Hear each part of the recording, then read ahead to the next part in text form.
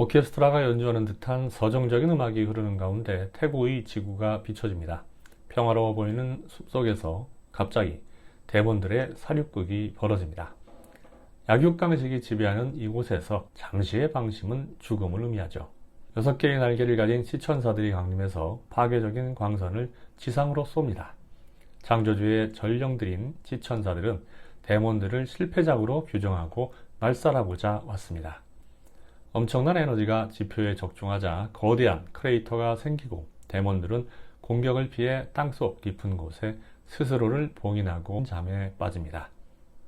이들이 훗날 현대에 다시 깨어나면서 사건이 시작됩니다.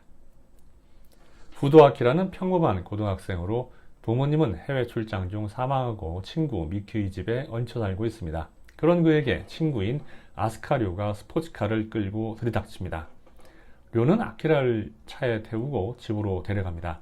저명한 고고학자였던 료의 아버지는 아들을 죽이려는 등 이상한 행동을 반복하다 죽었습니다. 그는 마야 문명을 조사하던 중 데몬이 남긴 악마의 가면을 발견합니다. 이 가면은 문자가 없던 데몬의 역사서 역할을 하는 것으로 머리에 쓰면 데몬의 역사를 그대로 볼 수 있습니다. 료는 데몬의 전설이 실제 있었던 이야기며 그들이 현대사회에 부활하려 한다고 경고합니다. 이 사실을 알아내기 위해서 료의 아버지는 데몬과 합체하려다 정신을 빼앗긴 채 죽었던 거죠. 료가 아키라를 선택한 이유는 명확했습니다.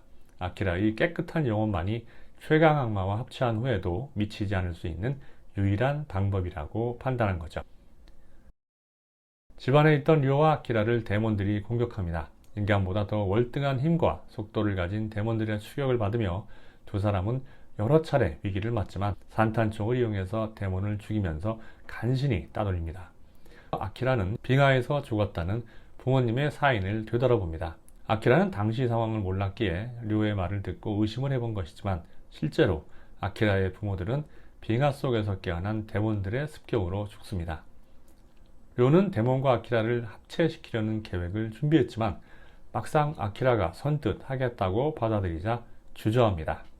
인간이 데몬과 합체한다는 의미가 어떤 것인지 누구보다도 잘 알고 있었으니까요. 잘 돼봤자 반 데몬 반 인간의 모습으로 평생 데몬들과 싸워야 하고 잘못되어 데몬에게 정신을 빼앗기면 피해를 막기 위해 자살해야만 하는 비극적인 운명이거든요. 인간을 데몬과 합체하기란 쉽지 않습니다. 데몬들이 가장 싫어하는 인간의 이성을 없애야 합니다. 이성이 마비되고 본능만이 날뛰는 상태, 도덕과 윤리가 무너진 환경을 조성하기 위해서 료는 집 지하에 젊은 남녀를 모아놓고 광란의 향연을 벌이도록 준비해놨습니다. 시간이 흘러도 악마들이 모습을 드러내지 않자 료는 흑마술사에게 배운 마지막 옵션을 실행합니다. 바로 그 순간 인간들의 몸에 숨어있던 데몬들이 뚫고 나옵니다. 그런데 정작 아키라는 변화가 없습니다. 실패를 직감한 료와 아키라가 도망치는 가운데 갑자기 아키라가 서더니 얼굴이 바뀝니다. 아키라가 마침내 악마의 몸을 손에 넣었던 것이죠. 아키라와 합체한 데몬은 데몬 일족 중 최강이라는 아몬입니다. 거대한 날개, 붉게 타오르는 눈, 압도적인 힘과 파괴력을 가진 아몬은 마치 육식동물이 먹이를 사냥하듯 현장에 있던 데몬들을 사륙합니다. 데빌맨의 사륙이 얼마나 대단했던지 료조차 저 모습이 정말 아키라가 맞냐며 경악할 정도입니다. 모든 데몬을 처리한 데빌맨은 아키라로 변합니다. 정신을 차린 아키라는 서둘러 료를 찾기 시작합니다. 다행히 료는 죽은 데몬의 시체 밑에 깔려 있었을 뿐 죽지는 않았습니다. 아키라는 인간으로 돌아왔지만 그의 본성은 과연 그대로일까요? 악마의 몸에 인간의 마음을 담는다는 것이 가능할까요? 순자의 성악설을 일깨우지 않더라도 인간 내면에 잠재된 악마성은 우리를 놀라게 할 정도로 극악한 게 사실입니다. 이 작품에 참여한 스태프들의 이름을 보면 깜짝 놀랍니다. 눈을 다시 비비고 볼 이름들이 즐비하거든요. 연출을 맡은 이다 오마노스케 감독은 놀랍게도 천공의 성 라퓨타 조감독 출신입니다. 바람계곡의 나우시카에서 애니메이터로 참여했고 그의 재능을 알아본 미야자키 하야오가 연출을 가르쳤습니다.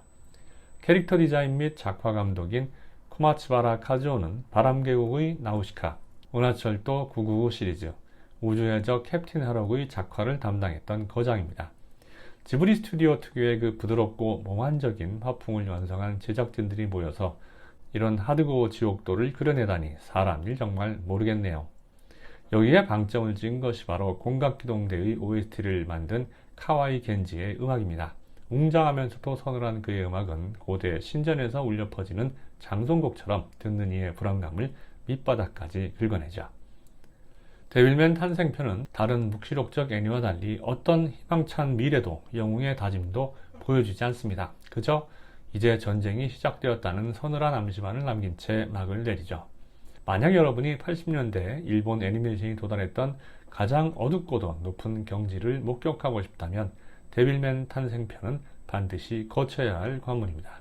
오늘 영상이 흥미로웠다면 구독과 좋아요, 알림 설정 잊지 마십시오. 감사합니다.